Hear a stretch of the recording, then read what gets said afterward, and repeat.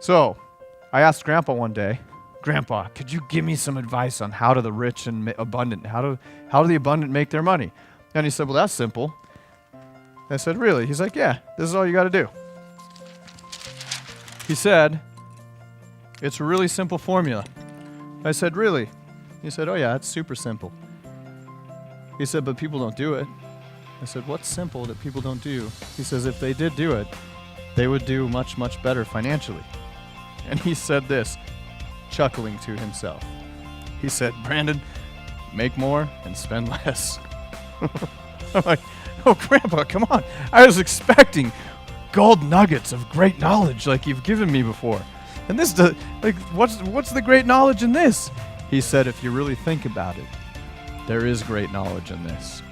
Because a lot of people need to do better with this, to make more and spend less.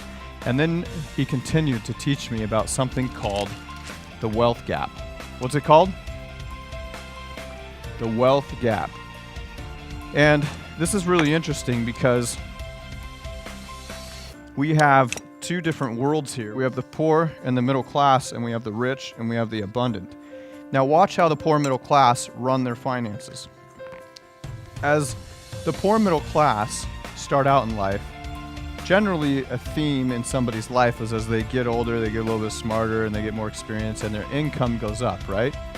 Well, the poor middle class, especially the middle class, what they do is they do this thing called a red line. And what they do is they redline their income. So whenever they get a raise, they increase their lifestyle.